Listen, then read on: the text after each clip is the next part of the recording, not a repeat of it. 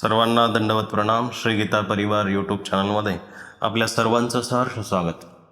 आपल्या ज्ञानात भर टाकण्यासाठी आम्ही नेहमी प्रयत्नशील आहोत, कारण प्रत्येक व्यक्ती ज्ञानमय झाल्याशिवाय त्याचा उद्धार होत नाही.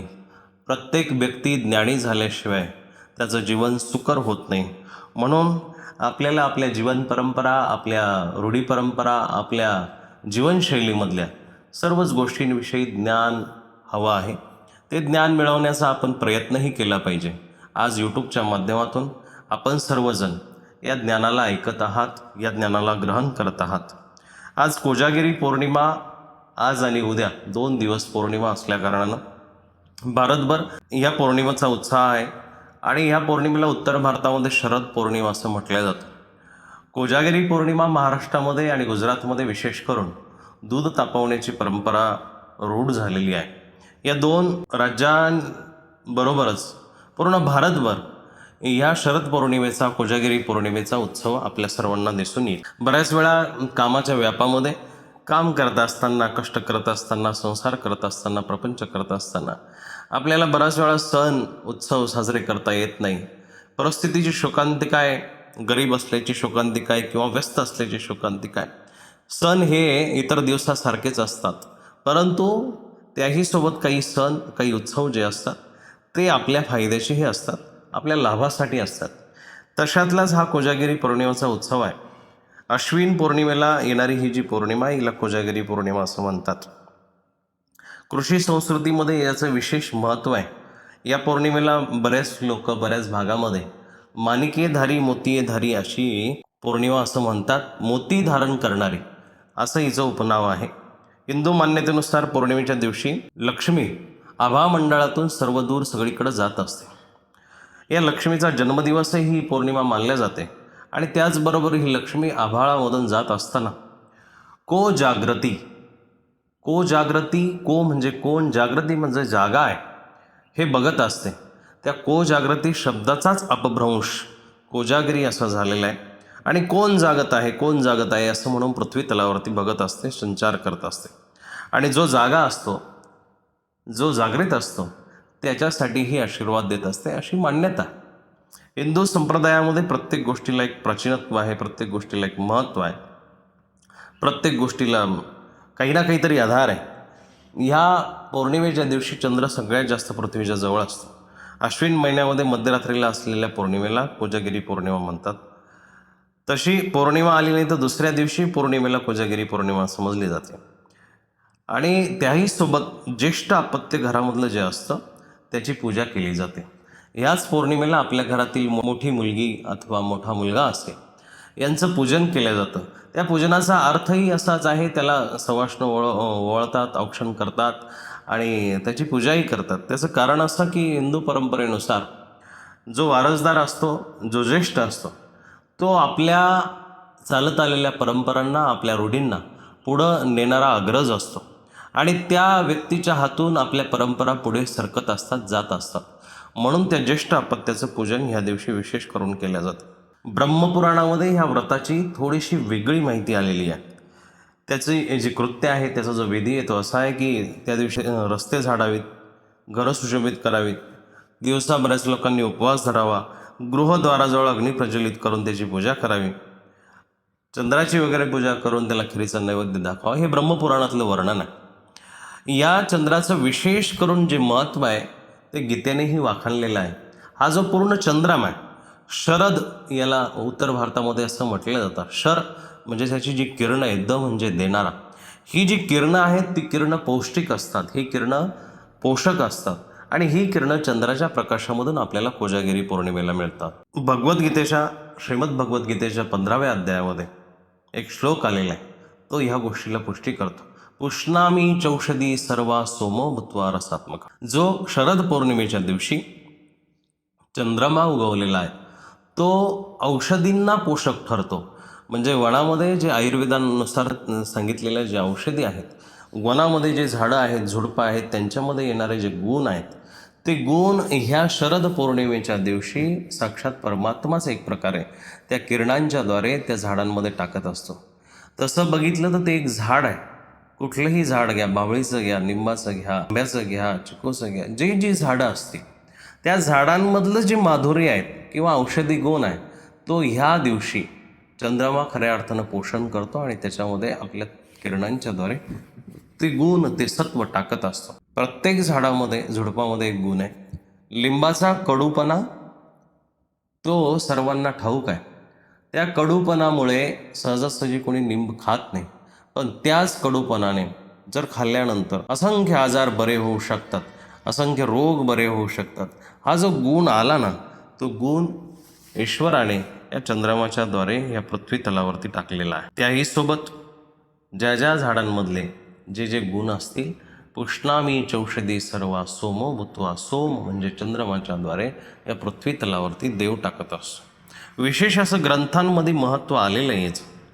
हे महत्त्व आपण समजून घेतलं पाहिजे, लक्षात घेतलं पाहिजे. बऱ्याच वेळा आपण ढोबळ मानाने बऱ्याचशा गोष्टी मानतो, पण आपल्या समाजामध्ये आलेल्या प्रत्येक गोष्टीला एक विशेष महत्त्व आहे. प्रत्येक गोष्टीला एक महत्त्व आहे. याच शरद पौर्णिमेच्या दिवशी द्वापार युगामध्ये वृंदावनात भगवान श्रीकृष्णांनी गोपिकांसोबत रास क्रीडा केली होती आणि हीच रास क्रीडा महारास क्रीडा म्हणून प्रचलित आहे. वृंदावनात निधिवनामध्ये आजही श्रीकृष्णाने गोपिका रासलीला रचतात, रासलीला करतात अशी आख्यायिका किंवा मान्यता आहे. त्या दिवशी विशेष प्रसंगाची आठवण करून जे बाकी इतर वैष्णव संप्रदायाचे भक्त आहे रास उत्सव करतात. श्रीकृष्ण आणि गोपिकांची विशेष त्या ठिकाणी उपासना केली जाते. बऱ्याच ठिकाणी आता कोजागिरीचा मध्यरात्री उत्सव लोक करतील.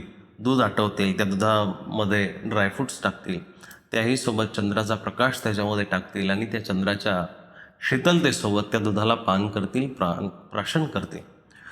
दुधामध्ये आत्ताच एका आयुर्वेदिक डॉक्टरांनी पाठीमागे सांगितलं की दुधामध्ये ड्रायफ्रूट टाकू नये, कारण दुधातला जो गुणधर्म आहे तो त्याच्यामध्ये आणखी वृद्धिंगत होऊन ड्रायफ्रूटच्याद्वारे ते दूध उष्ण होतं आणि ते शरीराला अपायकारक होत असतं.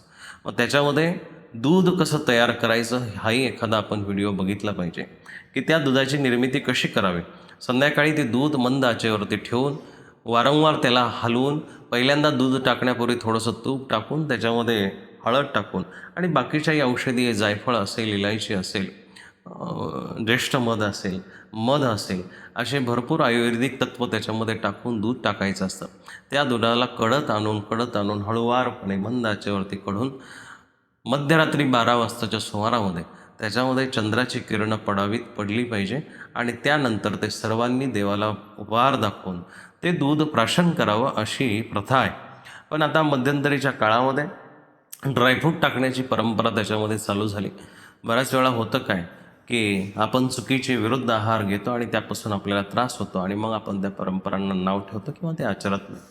तर ड्रायफ्रूट टाकून दूध पिण्याची पद्धत इतर वेळेस ठीक असेल, परंतु त्यावेळेस ठीक नाही, कारण आपण रात्री 12 वाजेपर्यंत कदाचित जागरण करणार आहोत. जागरणाने एरवीही आपल्या शरीरातलं पित्त आणि उष्णता वाढलेलीच असणार आहे आणि मग त्यासोबत जर आपण अशा उष्ण पद्धतीचं पौष्टिक असलेलं आणि गरमीनं प्रचूर असलेलं दूध जर पिलं तर आपल्याला नक्कीच ते उपद्रव करू शकतं. म्हणून ते दूधही कसं बनवायचं याची माहिती आपण प्रॉपर घेतली पाहिजे. या कोजागिरी पौर्णिमेचा मला तुम्हाला आध्यात्मिक आशय सांगायचा आहे. हा झाला भौतिक आशय, परंतु त्याही सोबत अध्यात्म काय सांगतं. आता आपल्याला चंद्राला वगैरे नैवेद्य दाखवायचा नाही आहे किंवा बाकी लक्ष्मीचाही जास्त विचार या ठिकाणी मी तुम्हाला सांगणार नाही. या ठिकाणी मला ह्या पौर्णिमेचा आध्यात्मिक आशय सांगायचा आहे. चंद्रप्रकाशामध्ये जसे आटवलेलं दूध अमृत असतं, त्याच पद्धतीनं जो कोणी जागेल त्याला ह्या अमृताची प्राप्ती होत असते. जसं भौतिक रूपाने माणसं जागतील, दूध तापवतील आणि मग 12 वाजता म्हणून दूध तापल्यानंतर ते दूध अमृत म्हणून घेतली.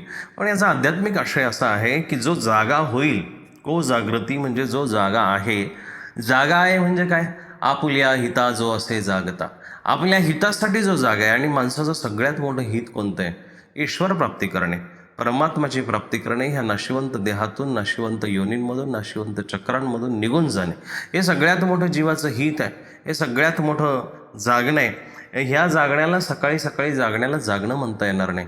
जागृत व्यक्ती तोच आहे की जो आतून खऱ्या अर्थानं जागलेला आहे, जो खऱ्या अर्थाने धर्माला जागलेला आहे, आपल्या परंपरांना, आपल्या नात्यांना, आपल्या बंधनांना जागलेला आहे, त्याला जागा असं म्हणावं. आणि जो जागा असेल त्याला अमृत प्राप्त होत असतं. ह्या मागचं खरं रहस्य असं आहे, भगवंत गीतेमध्ये सांगतात, या निशा सर्वभूतानां तस्यां जागर्ति संयमी, यस्यां जाग्रति भूतानि सा निशा पश्यतो मुने. भौतिक लाभाकरता सारेच जागे असतात, सगळ्यांना हित कळतं, पण ते हित नसून तो स्वार्थ. भौतिक दृष्टीनं जर हित माणूस करत असेल किंवा कळत असेल तर तो स्वार्थ असतो. भौतिक लाभाकरता सारे जागृत आहे, परंतु संयमी जो व्यक्ती असतो तो या लाभाकरता झोपलेला असतो. भौतिक लाभ त्याला अपेक्षित नाही आहे. जो संयमी म्हणजे काय?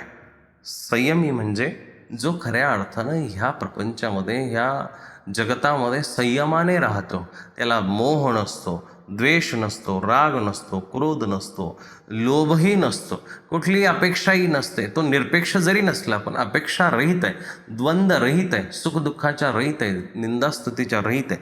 त्याला संयमी असं म्हटलं जाईल. यम नियम संयमन ज्यांनी केलेलं आहे, आपल्या आहारावरती ज्याचा संयम आहे, वागण्यावरती, बोलण्यावरती, चालण्यावरती, ज्यांनी वाणीचं तप केलेलं आहे, जीवनाचं तप केलेलं आहे, देहाचं तप केलेलं आहे, ज्याने इंद्रियांना वाह्यात वळणं लावलेली नाही आहे, ज्याने इंद्रियांना चुकीची वळणं लावलेली नाही आहे, जो इंद्रियांचा सुवापर करतो, सुविचार करतो, जो मेंदूचा, बुद्धीचा, मनाचा चांगला विचार करतो, त्याला संयमी असं म्हटलं.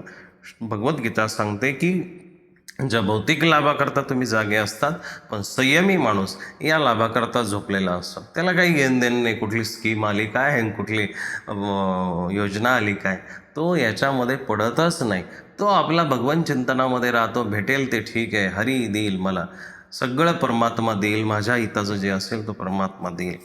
असा जो संयमी असतो तो ह्या भौतिक रूपाने झोपलेला असतो. पण अध्यात्म प्राप्तीसाठी बाकी लोक जरी निद्रिस्त असतील, झोपलेले असतील, पण हा बिचारा जागा असतो.